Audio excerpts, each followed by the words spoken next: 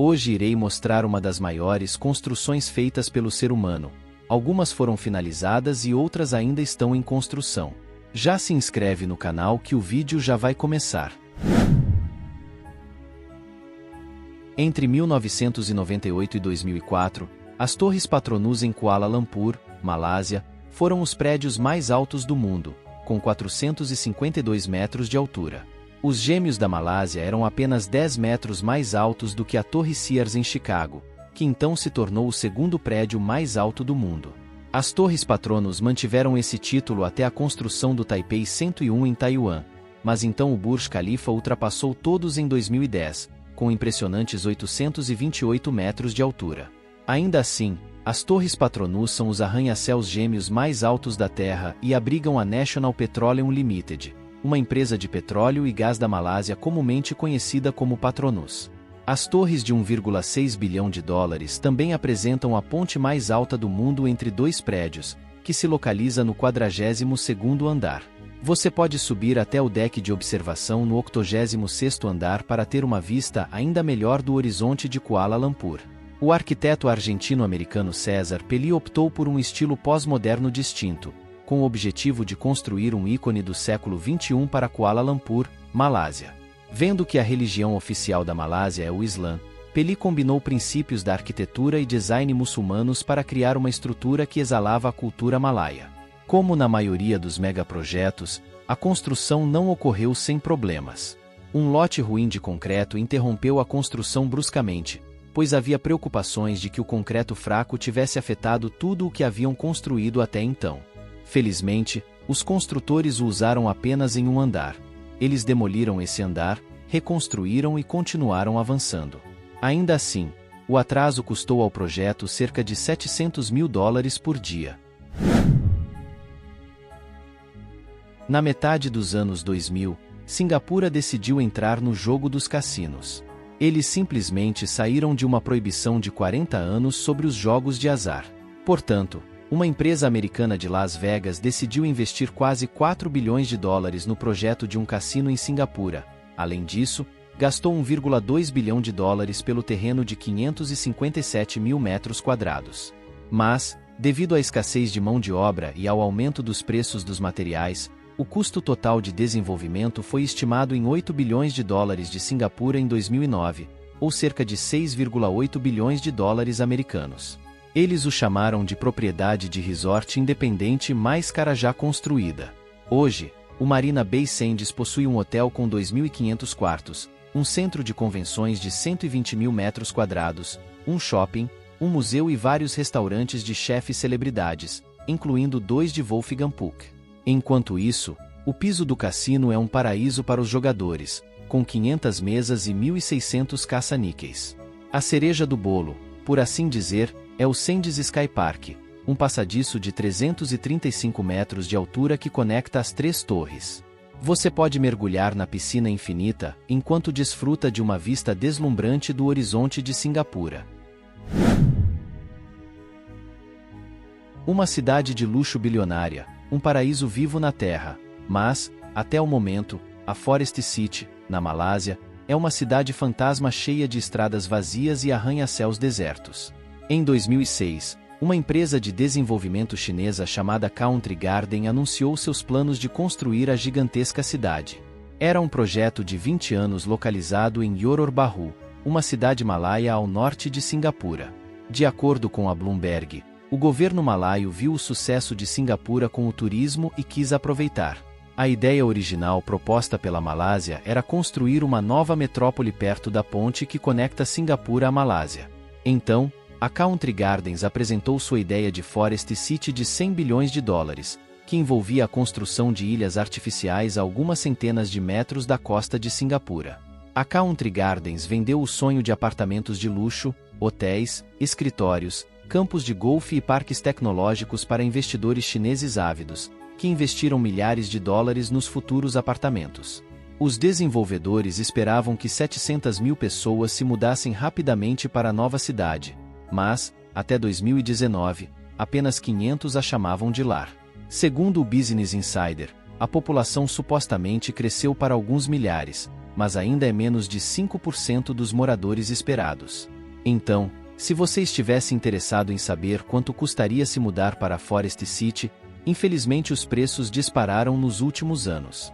Em 2017, um apartamento na Forest City custava apenas cerca de $170 mil. Hoje eles custam cerca de $1,14 milhão.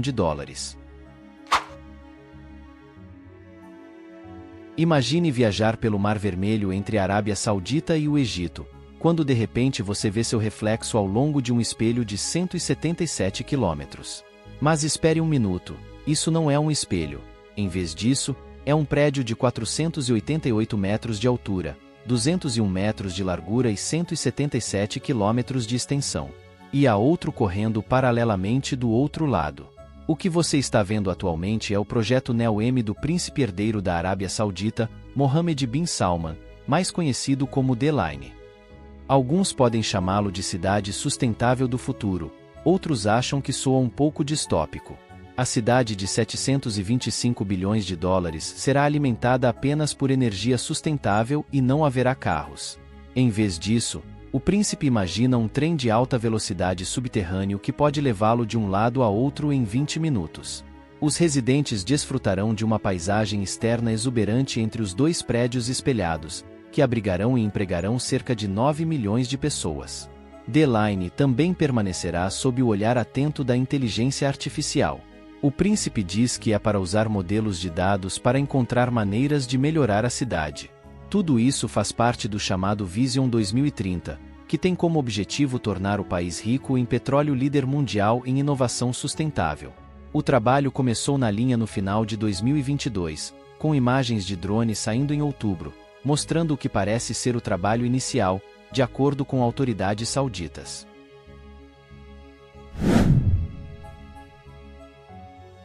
Segundo Elon Musk, quando a gigafábrica em Reno, Nevada, estiver completa, ela terá a maior área de qualquer estrutura no mundo, maior do que a Grande Pirâmide, o Empire State Building e o Burj Khalifa, contando múltiplos níveis. Estamos falando de 1,4 milhões de metros quadrados. No entanto, cada centímetro funcionará com energia renovável. Provavelmente você já viu Elon conversando com Leonardo DiCaprio sobre a gigafábrica e seu impacto ambiental. De acordo com os cálculos do CEO da Tesla, seriam necessárias 100 gigafábricas em todo o mundo para fornecer energia sustentável para todo o planeta. Infelizmente, a gigafábrica atual em Nevada está cerca de 30% completa. A Tesla finalmente anunciou planos para expandir a fábrica em 2022, mas a construção em grande escala ainda é um sonho distante. Elon vem pensando na gigafábrica durante toda a sua vida, mas os planos oficiais só começaram em 2014, quando a Panasonic concordou em investir no projeto de $5 bilhões. Com o local definido, era hora de determinar onde. A Tesla visitou vários locais, nunca considerando o norte de Nevada, mas após um pouco de persuasão e várias viagens privadas, a Tesla finalmente escolheu o Tahoe Reno Industrial Center, ou TRIC. Enquanto a fábrica de Nevada é a maior, não é a única gigafábrica que a Tesla possui.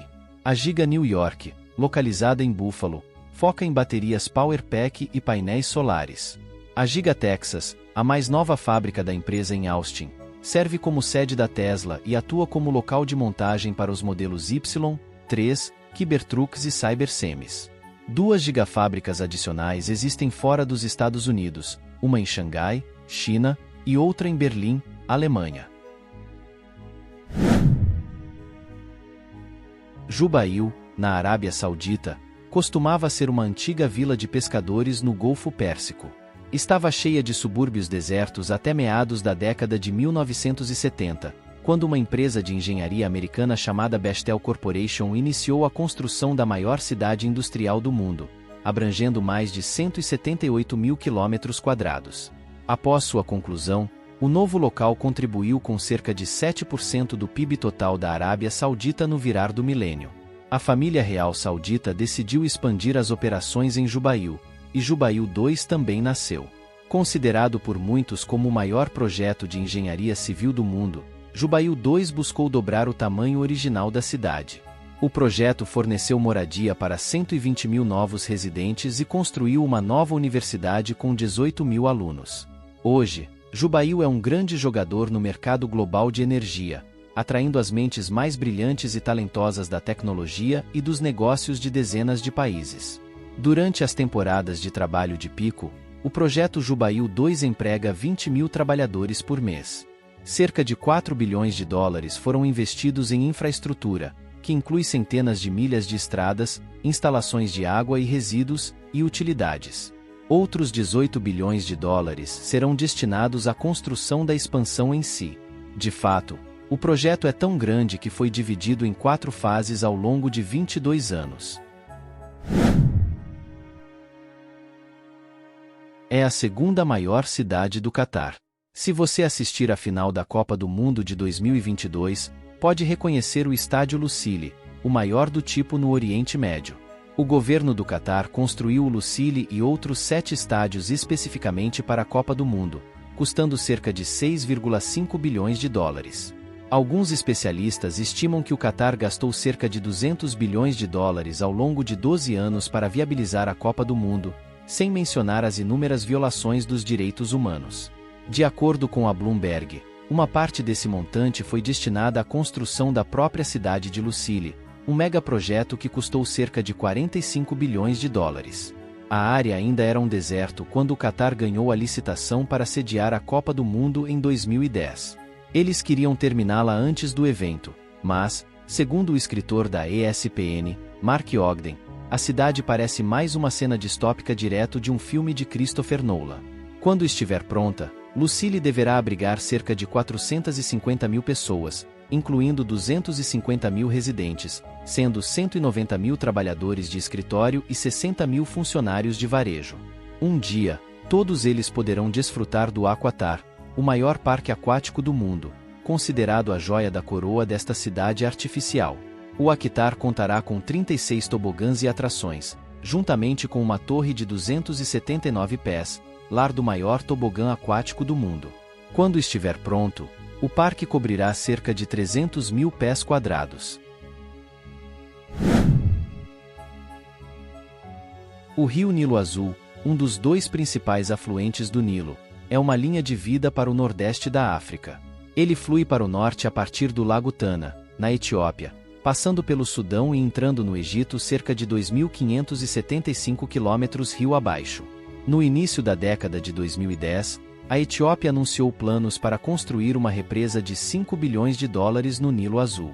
O projeto passou por várias mudanças de nome, sendo chamado de Represa do Milênio em um momento, mas os construtores finalmente se decidiram pela grandiosa Represa Etíope do Renascimento, ou GERD. Em suma, o objetivo da GERD era fornecer eletricidade suficiente para a Etiópia, um país que, antes da GERD, via 60% de sua população vivendo na escuridão. Idealmente, a GERD produzirá tanta energia que a Etiópia poderá vender eletricidade para os países vizinhos, como Sudão e Egito. A represa deveria ser inaugurada em 2017, mas disputas entre Etiópia, Sudão e Egito continuaram a atrasar o projeto. O Egito depende muito do rio Nilo e acredita que a GERD limitará significativamente a quantidade de água disponível quando chegar ao Cairo. A Etiópia discorda, enquanto o Sudão ficou preso no meio. O primeiro-ministro etíope, Abiy Ahmed Ali, cortou a fita de inauguração da grande represa naquele verão. A GERD é oficialmente a maior represa hidrelétrica da África e está entre as 20 maiores do mundo, ao lado da represa das Três Gargantas na China. Em janeiro de 2008, o Reino Unido decidiu que era hora de expandir suas capacidades de energia nuclear. Após algumas negociações e conversas orçamentárias, nasceu a ideia de Hinkley Point C, juntando-se aos já existentes Hinkley Points A e B.